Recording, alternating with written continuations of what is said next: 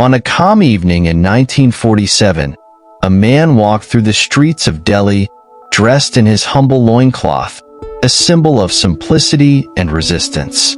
His name was Mohandas Karamchand Gandhi, though the world came to know him as Mahatma, the Great Soul. But, as much as Gandhi is remembered for his role in India's independence from British rule, his true legacy is far more universal. His teachings on nonviolence, or Ahimsa, have transcended borders, inspiring generations to reject hatred and oppression in the pursuit of justice. But what exactly makes Gandhi's journey so extraordinary? What made him willing to walk alone against an empire? And how did he spark a global movement with nothing but a belief in peaceful resistance? Today, we dive into the incredible life of Mahatma Gandhi, a man who showed the world that even in the face of unimaginable injustice, nonviolence can be the most powerful weapon of all. But what does this really mean for us today? Click the subscribe icon and stay tuned to discover how Gandhi's journey continues to shape the world, and how his philosophy still holds immense power in our own lives. Mahatma Gandhi was born on October 2, 1869, in Porbandar, a small town in Gujarat, India. His full name was Mohandas Karamchand Gandhi, but the world would later know him as Mahatma, meaning Great Soul. Gandhi was the youngest of 4 children in a modest family. His father, Karamchand Gandhi, was the chief minister of Porbandar, while his mother, Putlabai, was deeply religious. She was kind and caring, and her influence would shape Gandhi's values for the rest of his life. Growing up, Gandhi wasn't the most brilliant student in school. In fact, he was very shy and struggled with his studies. However, he was always curious about the world around him. He often questioned the traditions and rules that seemed unfair. For example, he was deeply troubled by the way people in India treated those who were considered untouchables or lower in the caste system. At the age of 13, Gandhi was married to Kasturba, in line with the tradition of child marriage at the time. Although this was a difficult and challenging part of his early life, it would later influence his views on sacrifice and commitment. Gandhi's real journey began when he traveled to England to study law at age 18. While there, he faced racism for the first time. He was treated poorly by people simply because he was Indian. It was in London that Gandhi began to develop his ideas about justice, equality, and the need to fight discrimination not with violence, but with peaceful protest. After finishing his law studies in England, Gandhi went to South Africa in 1893 to work as a lawyer. There, he faced an event that would change the course of his life forever.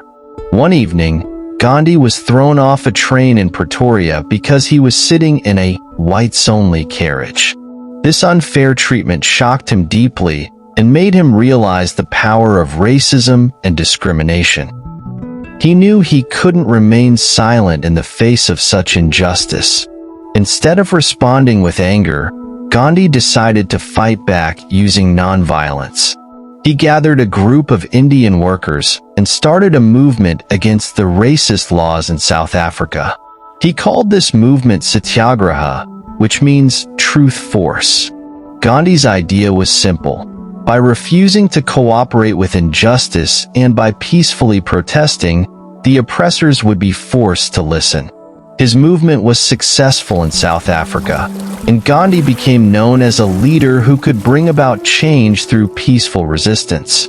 This experience in South Africa would prepare him for an even bigger struggle in his homeland.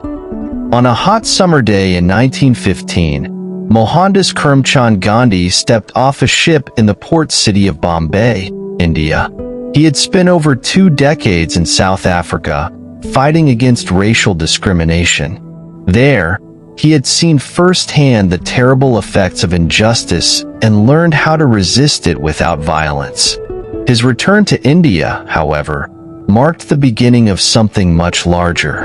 The British Empire had controlled India for nearly 200 years, and the country was filled with anger, resentment, and fear. But Gandhi, with his simple clothes and quiet voice, had a different approach. He believed that in the face of deep injustice, the answer was not violence, but non-violence. At first, many people did not understand him. How could they? India had been oppressed for generations. Many believed that only force could break the chains of British rule. But Gandhi's message was different. He said, "An eye for an eye makes the whole world blind." This idea seemed impossible to some, even foolish. Could nonviolence really work in a world ruled by fear, greed, and power? Gandhi's first big test came in 1919 with the passing of the Rowlatt Acts, which allowed the British to arrest anyone they wanted without trial. People were outraged. Protests erupted across India, and the violence grew. Gandhi stepped forward, urging his followers to stay calm. He called for a non-cooperation movement. He asked people to boycott British goods, to refuse to support British businesses, and to reject British-run schools and courts. Many joined him, but others believed it was time to fight back with force. Gandhi was pressured to take a stronger stand, but he refused. In 1920, things became tense. Some of the protests turned violent, and Gandhi made a tough decision. He called off the movement. To many, it seemed like a step backward.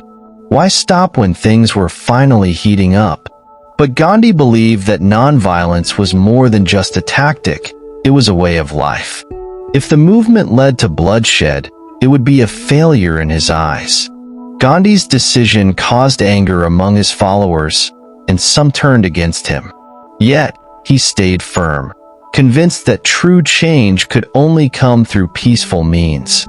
Then came the moment that would change everything, the Salt March.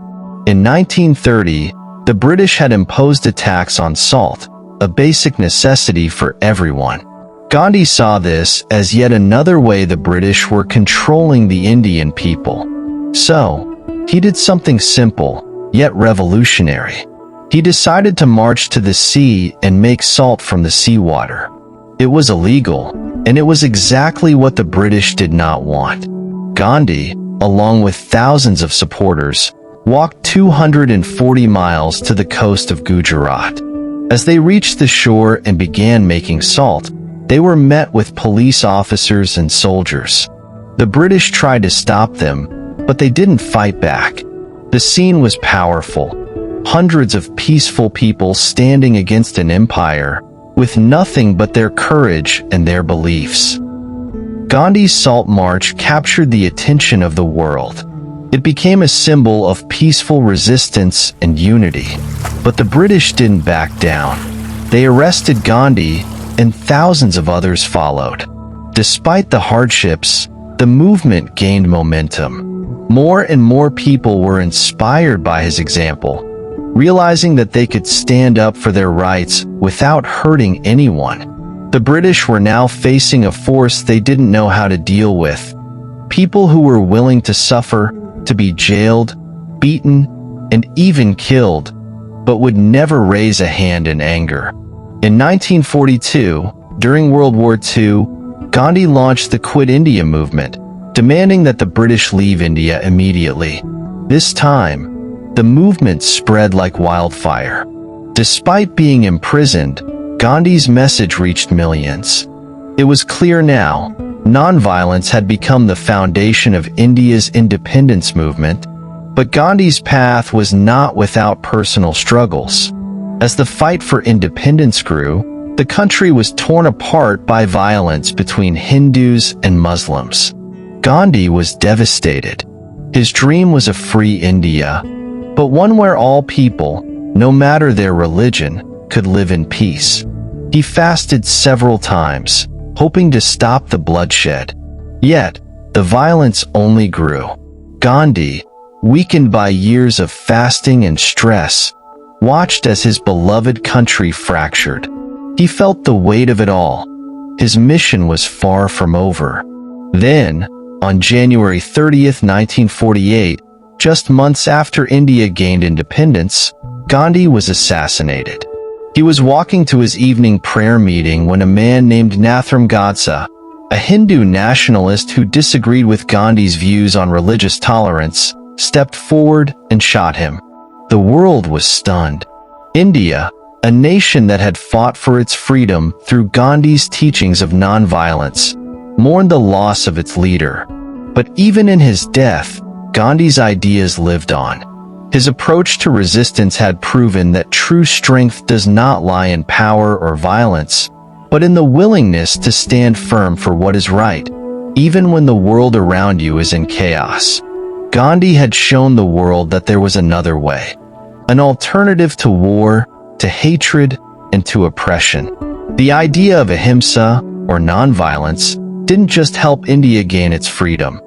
It inspired global leaders like Martin Luther King Jr. and Nelson Mandela to fight for civil rights and equality. The world had changed, and it had changed because of one man's unwavering belief in peace. Gandhi's journey was not an easy one, nor was it without its painful moments. But his story continues to remind us of the power of nonviolence, even in the darkest of times. Mahatma Gandhi's life teaches us that the most powerful force for change is not hate or violence, but love and nonviolence. His legacy is not confined to India, but is a universal message. That peace, however difficult, is the path to true justice. His words, "An eye for an eye, makes the whole world blind," still echo today in global struggles for freedom and equality. What do you think? Can nonviolence still be a viable tool for fighting injustice in today's world? How does Gandhi's legacy shape the way you think about leadership and activism? Drop your thoughts in the comments below. I'd love to hear how you think Gandhi's philosophy can be applied to the challenges we face today. And don't forget to like, share, and subscribe for more stories of extraordinary lives that continue to inspire us all.